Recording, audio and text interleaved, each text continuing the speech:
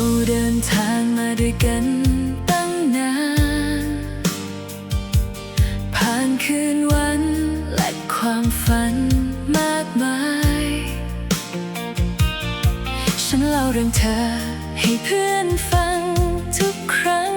ไปไม่เคยรู้ว่าหัวใจมันเปลี่ยนแปลงจนวันหนึ่งฉันเห็นสายตาที่มองเธอไม่เหมือนเดิมเพื่อนรักของฉันก็ดันรักเธอเหมือนกันส่วนตัวฉันก็ไม่อาจตัดใจได้เลยคนหนึ่งคือเพื่อนคนหนึ่งคือคนคุ้นเคยต้องเจ็บแค่ไหน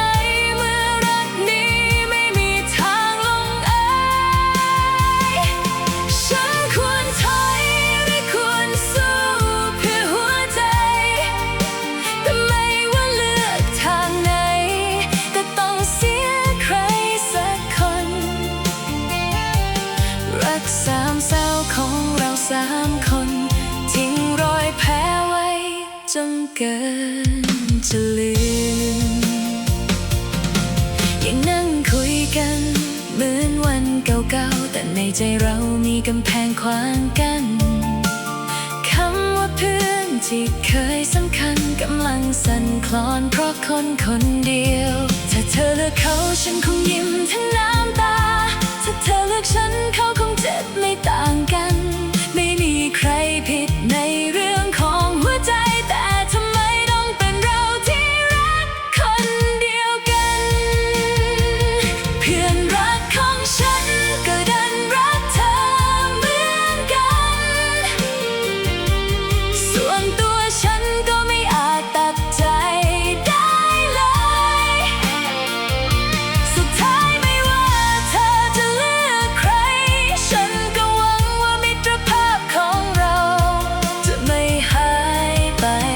กับน้ำตาเราเดินทางมาด้วยกันตั้งนาน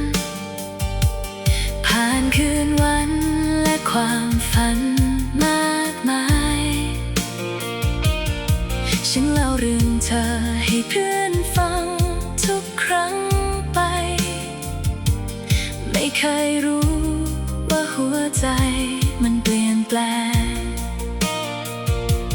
จนวันหนึ่งฉันเห็นสายตาที่มองเธอไม่เหมือนเดิมเพื่อนรักของฉันก็ดันรักเธอเหมือนกันส่วนตัวฉันก็ไม่อาจตัดใจได้เลยคนหนึ่งคือเพื่อนคนหนึ่งคือคนคุ้นเคยต้องเจ็บแค่ไหนเมื่อรักนี้ไม่มีทางลงเอ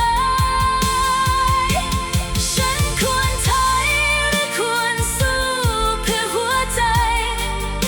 แต่ไม่ว่าเลือกทางไหนก็ต้องเสียใครสักคนรักสามเศร้าของเราสามคนทิ้งรอยแผลไว้จนเกินจะลืมยังนั่งคุยกัน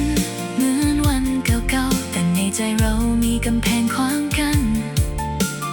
คำว่าเพื่อนที่เคยสำคัญกำลังสั่นคลอนเพราะคนคนเดียวถ้าเธอเลือกเขาฉันคงยิ้มทั้งน้ำตาถ้าเธอเลือกฉันเขาคงเจ็บไม่ต่างกันไม่มีใครผิดในเรื่องของหัวใจแต่ทำไมต้องเป็นเราที่รักคนเดียวกัน